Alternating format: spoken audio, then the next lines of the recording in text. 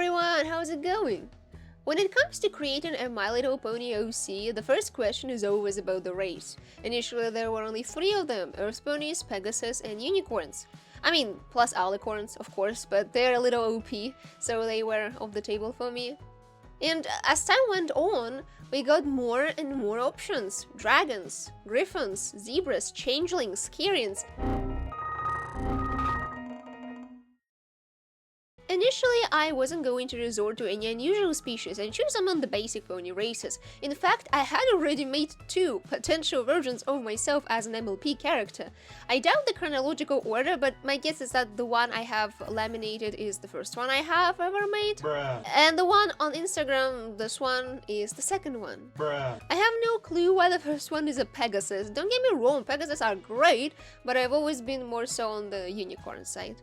Not just because they are considered very powerful, though people speculate Pegasus might be even stronger, but mostly because I think it makes sense for me to have a horn in the MLP universe. I'm an artist, an animator, a writer, and a gamer. I feel like it makes sense to me to wield magic purely to be able to draw, write, and do other things much easier. To be fair, we have seen Pegasus use wings and Earth Ponies their mouths to do similar things, but that seems a lot less convenient. The designs are cute, but I want to point out a couple of details that could be potentially important when we start discussing the new, upgraded, and final version I'm creating in this video.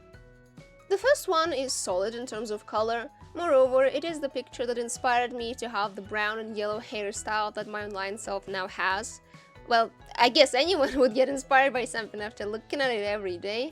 It is literally hanging above my bed. Anyway, the pink skin is not my favorite, especially this desaturated version of it, but otherwise, nothing particularly remarkable. The second one has a completely different hairstyle, and though I doubt the shape, it's kind of cute. I especially appreciate the hair tie with the bee. It is absolutely adorable and compensates for the lack of bee-style hair. Plus, the light purple skin, in my opinion, looks better here. Regardless, I definitely wasn't going to use any of the old designs, details from them at best. So I started thinking. For my new, updated pony version, I was sure I didn't want to have a Pegasus. The idea of having wings in general was still tempting though, and that's when it hit me. I wasn't going to make a pony OC, but a changeling OC. They have both wings and a horn.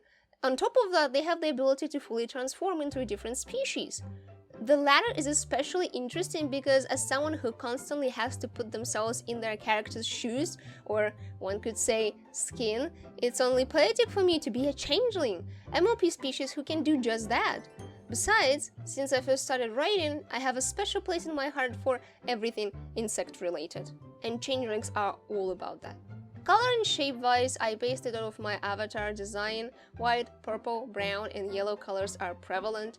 Initially, it was a little hard to get the shapes right. Changing the anatomy is quite unique as is, but I haven't had much experience in drawing in MLP style in general. At the end of the day, it turned out to be believable enough. I don't usually do that, but for this particular piece I changed my black line art to light gray. MLP characters don't usually have such dark line art. Instead, their line art resembles their base color, but slightly darker. The hair, my greatest nemesis, was a little hard to decide on, especially since changeling's hair is nothing like human hair or pony mane. And even when I did figure that out, I still had to go back to this piece sometime later and change it to match my final OC design. More on that you can find out in my other video, the link is above and in the description. As a funny bonus, there was no need for me to design a cutie mark. Changelings simply don't have them. So here you go, the final result. Now, even though I do enjoy putting myself in different universes, this one isn't just for fun. I'm actually working on a short animation featuring this design, and who knows, maybe I will reuse it for some other stuff in the future. So, what is the key takeaway if you want to create your own MLP OC? Well, first of all, consider the race that would best suit you. Perhaps you have a certain hobby or job that is more suitable for one species over the other. Use it as an inspiration, your starting point. If you don't have a job or a hobby yet, imagine what MLP races would suit your parents and logically conclude what that makes you. Just as an option.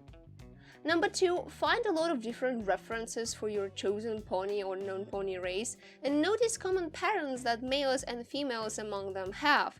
That might help you with your design as well. Number 3, make your line art colored to resemble the show's style better. Number 4, if your species has a cutie mark, don't overdo it. Cutie marks are usually simple and symbolic. Choose something that resembles who you are, or if there are multiple options, settle on something you consider the most important or the most visually interesting. Having no cutie mark is also okay. If your OC is a kid, that makes complete sense, and even if not, it is a unique trait that could become inspiration for the plot surrounding said character. Cutie mark crusaders are a good example of this.